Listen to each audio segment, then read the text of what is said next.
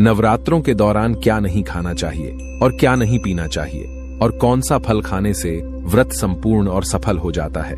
दोस्तों, हमारे चैनल को सब्सक्राइब जरूर करें और इस बेल आइकन को दबाना ना भूलें। तो आइए शुरू करते हैं। दोस्तों, चाहे मर जाना भूलकर भी नवरात्रि के दिनों में पानी पूरी कभी मत खाना, क्योंकि इस दिन कभी कभी बीच में शुक्रवार पड़ जाता है और शुक्रवार को मां संतोषी का बार कहा जाता है। माता संतोषी खट्टी चीज खाने वाले व्यक्ति से हमेशा क्रोधित रहती है, नाराज रहती है, क्योंकि नवरात्रों में माता संतोषी जागृत अवस्था में हो जाती है। माता संतोषी की शक्ति नवरात्रों में कई करोड़ गुना बढ़ जाती है। नवरात्रों में जब शुक्रवार पड़ जाए तो इमली नहीं खाना चाहिए। माता संतोषी रूष्ट हो सकती है, आपको दंड दे सकती है। नींबू नहीं खाना चाहिए। वैसे तो नवरात्रि के व्रत में नींबू खा लेना चाहिए, पर अगर शुक्रवार हो तो माता संतोषी के क्रोध से बचने के लिए नींबू नहीं खाना है। इस दिन नींबू का त्याग करना चाहिए। दोस्तों, पानी पूरी क्यों नहीं खाना चाहिए? क्योंकि उसमें लहसुन प्याज होता है और खट्टा भी होता है, जो व्रत को भंग कर सकता है, पाप लग सकता है। ध्यानपूर्वक अगर आप शुक्रवार को खट्टा नहीं खाते हैं तो माता संतोषी आपको धन धान्य से मालामाल कर देती हैं, आपके घर में अपना वास बना लेती हैं। बस शुक्रवार के दिन, नवरात्रों के दिनों में इस चीज का त्याग करना चाहिए, पालन करना चाहिए। नवरात्रों में लहसुन प्याज और खट्टा, फिर चाहे आपने व्रत भी नहीं रखा है, फिर भी आपको शुक्रवार के दिन या अन्य दिनों में लहसुन प्याज नहीं खाना चाहिए। लेकिन हाँ, पानी पूरी आप खा सकते हैं, वो भी जब नवरात्रि समाप्त हो जाए। दोस्तों, वीडियो को लाइक जरूर करें। आपका एक लाइक माता रानी को अति प्रिय है, माता रानी को अच्छा लगेगा, इसलिए मां के लिए एक लाइक तो बनता है। माता रानी को नकारना नहीं चाहिए। दोस्तों, नवरात्रि के दिन सेब जरूर खाना चाहिए। शास्त्रों में बताया जाता है कि भगवान के भोग में सेब आदि जरूर अर्पित किया जाता है। अगर आपका व्रत है तो आपको सेब जरूर खाना चाहिए। केला, पपीता, तरबूज और मीठे अंगूर जरूर खाना चाहिए। इन फलों से व्रतधारी को शक्ति मिलती है और व्रत संपूर्ण हो जाता है। शास्त्रों में बताया जाता है कि नवरात्रों के दिनों में सीताफल जरूर खाना चाहिए। सीताफल खाने से 20 ऐसी बीमारियां हैं जो खत्म हो जाती हैं। माना जाता है नवरात्रों के दिनों में सीताफल का घर में प्रवेश होना बड़ा ही शुभ माना गया है। सीताफल खाने से नवरात्रि का व्रत सफल हो जाता है, क्योंकि इसमें माता सीता का आशीर्वाद मिला हुआ होता है।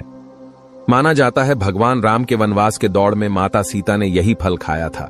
नवरात्रि के दौरान इसे जो भी खाता है उसे दुखों का सामना नहीं करना पड़ता। सीताफल आपको जरूर खाना चाहिए। माता सीता प्रसन्न होती हैं और आशीर्वाद देती हैं।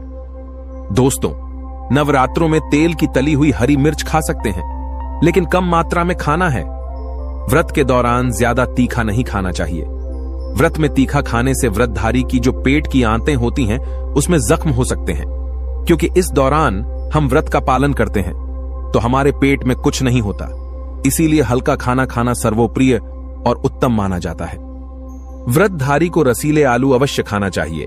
इससे हमारे शरीर में ऊर्जा की भरपूर जरूरत जो होती है पूरी हो जाती है। आप आलू का पानी पी सकते हैं। रसीले आलू जरूर खाना चाहिए। दोस्तों, नवरात्रों में भिंडी की सब्जी जरूर खाना चाहिए।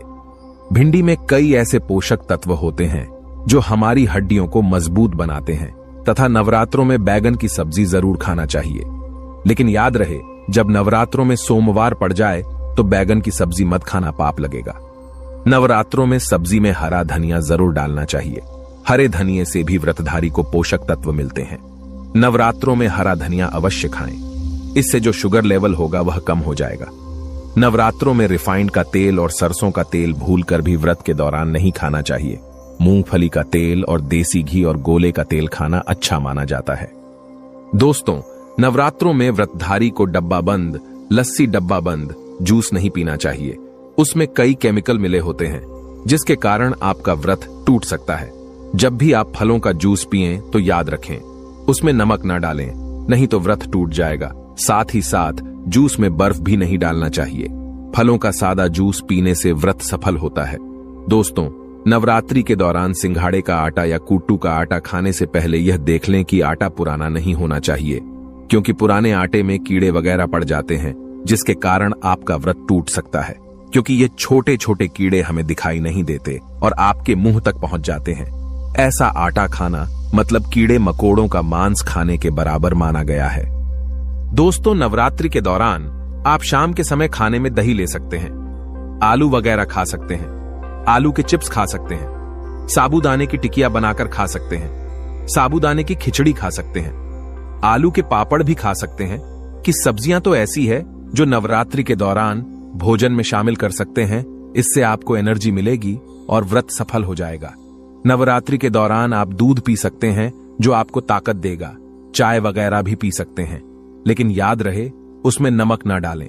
चाय में नमक डालने से व्रत भी टूट जाएगा और हड्डियां भी गल जाती हैं। एक बात का ध्यान रहे, व्रतधारी को पेट भर खाना यानी गले तक भोजन नहीं करना चाहिए, नहीं तो व्रत रखने का कोई भी फायदा नहीं होगा। थोड़ा थोड़ा खा सकते हैं। दोस्तों, नवरात्रि के 9 दिन आदिशक्ति मां दुर्गा को समर्पित होते हैं। नवरात्रि के 9 दिन माता रानी के 9 अलग अलग स्वरूपों का पूजन किया जाता है। नवरात्रि के 9 दिनों तक माता रानी को अलग अलग स्वरूप के हिसाब से अलग अलग पुष्प, अलग अलग भोग अर्पित किए जाते हैं। लेकिन क्या आप जानते हैं कुछ ऐसी वस्तुएं हैं जिन्हें नवरात्रि के दौरान भूलकर भी माता रानी को अर्पित नहीं करना चाहिए। अगर इन वस्तुओं को आप गलती से भी माता रानी को अर्पित कर देते हैं तो आपको व्रत और पूजन का पूर्ण लाभ नहीं होगा। इसीलिए माता रानी की कृपा प्राप्त करने के लिए आपको यह जानना अति आवश्यक है कि वो कौन सी ऐसी वस्तुएं हैं जो माता रानी के पूजन में भूलकर भी इस्तेमाल नहीं करना चाहिए। तो आइए मां का जयकारा लगाते हुए वीडियो को शुरू करते हैं। दोस्तों, नंबर 1, नवरात्रि के दौरान शादीशुदा महिलाओं को सफेद कपड़े पहनकर पूजा पाठ नहीं करना चाहिए। साथ ही साथ काले कपड़े भी नहीं पहनना चाहिए। इससे पूजा व्रत आदि खंडित हो जाती है। माता की चौकी जब आप लगाएं तो उसके नीचे कागज नहीं लगाना चाहिए। माता की चौकी हमेशा लाल कपड़ा बिछाकर ही बनाना चाहिए। हमेशा याद रहे, नवरात्रों के इन 9 दिनों तक व्रतधारी को अपना आसन मां की चौकी के आगे ही लगाना चाहिए और वहीं पर आपको सोना चाहिए। मंदिर को नवरात्रों के दौरान अकेला नहीं छोड़ा जाता, बहुत ही अशुभ माना जाता है। जरा आप ही सोचिए, माता रानी 9 दिनों के लिए धरती पर आकर आपके घर में रहने के लिए आई हैं, और ऐसे में आप उन्हें अकेला अगर छोड़ते हैं तो माता भी आपको छोड़कर चली जाएंगी। वह कहेंगी, इसको मेरी जरूरत नहीं है। वह अकेली पड़ जाती हैं। इसीलिए माता के पास में ही सोना चाहिए। दोस्तों, नंबर 2, नारियल हिंदू धर्म में नारियल को समृद्धि, धन, श्रद्धा और सम्मान का सूचक माना जाता है। नारियल को श्रीफल भी कहा जाता है। नारियल को सुख समृद्धि में वृद्धि करने वाला माना जाता है। नारियल का हर मांगलिक कार्य में विशेष महत्व होता है। जैसे कि आप सभी जानते हैं कि माता रानी के कई मंदिरों में नारियल से बलि भी दी जाती है और माता रानी के पूजन में नारियल का इस्तेमाल हम सभी करते हैं। खासकर कलश की स्थापना नारियल रखकर ही की जाती है। माता रानी की पूजन में हम नारियल इस्तेमाल करते समय कुछ गलतियां कर बैठते हैं। दोस्तों, नारियल कई प्रकार के होते हैं। एक हरा, दूसरा सूखा, जिसके अंदर पानी होता है। जिस नारियल के अंदर पानी होता है, माता रानी के पूजन में सदैव पानी वाला और जटा वाला नारियल ही इस्तेमाल करें। नारियल का पूर्ण होना चाहिए। नारियल चटका हुआ या टूटा हुआ नहीं होना चाहिए, क्योंकि साबुत नारियल ही पूर्ण और पवित्रता का प्रतीक होता है। साबुत नारियल ही सुख समृद्धि का प्रतीक होता है। साबुत नारियल को ही श्रीफल यानी कि मां लक्ष्मी का फल कहा जाता है। नवरात्रि में माता रानी के कलश की स्थापना करते समय जटा वाला यानी पानी वाला नारियल ही कलश पर स्थापित करना चाहिए। साथ ही यह ध्यान रखना चाहिए कि नारियल को सदैव कलश के ऊपर लेटाकर रखना चाहिए। घट स्थापना करते समय कभी भी नारियल को खड़ा करके नहीं रखा जाता। नारियल को सदैव लेटाकर कलश के ऊपर रखा जाता है। साथ ही नारियल को स्थापित करने से पहले आप नारियल को लाल कपड़े में लपेटकर उस पर और फिर लाल चुनरी उड़ाकर आप नारियल को कलश के ऊपर स्थापित करें। शास्त्रों के अनुसार कलश के ऊपर जब सही तरीके से नारियल रखा जाता है और सही प्रकार का नारियल रखा जाता है, तभी ही व्रत और पूजन का पूर्ण फल प्राप्त होता है। यह भी ध्यान रहे कि महिलाएं माता रानी को नारियल अर्पित तो कर सकती हैं, लेकिन कभी भी माता रानी के सामने नारियल को भूलकर भी ना तोड़े, क्योंकि नारियल बीज रूप होता है और स्त्रियां बीज रूप से ही शिशु को जन्म देती हैं। इसीलिए कभी भी महिलाओं को नारियल नहीं तोड़ना चाहिए। दोस्तों, नंबर 3, लौंग हम सभी माता रानी के पूजन में इस्तेमाल करते हैं, लेकिन लौंग का इस्तेमाल करते समय एक बहुत बड़ी गलती कर बैठते हैं। हमेशा ध्यान रखना चाहिए कि माता रानी को सदैव फूल वाली लौंग ही अर्पित करना चाहिए। जिस लौंग के ऊपर फूल नहीं होता या फिर जिस लौंग के पीछे लकड़ी की डंडी नहीं होती, उसको आप माता रानी के पूजन में भूल कर भी इस्तेमाल ना करें। फूल वाले लौंगों को ही पूर्ण माना जाता है और माता रानी की पूजन में कोई भी अपूर्ण वस्तु कोई भी खराब वस्तु या टूटे हुए अक्षत इस्तेमाल नहीं करना चाहिए। इसीलिए सदैव माता रानी की पूजन में फूल वाली लौंग का ही इस्तेमाल करें। दोस्तों, नंबर 4, तुलसी के पत्ते अर्पित नहीं करने चाहिए। मां दुर्गा के पूजन में तुलसी पत्र का इस्तेमाल करना वर्जित माना जाता है। तुलसी पत्र के अलावा आंवला भी माता रानी को अर्पित नहीं करना चाहिए और दुर्बा भी माता रानी को अर्पित नहीं करना चाहिए। दुर्बा भगवान श्री गणेश को अति प्रिय है।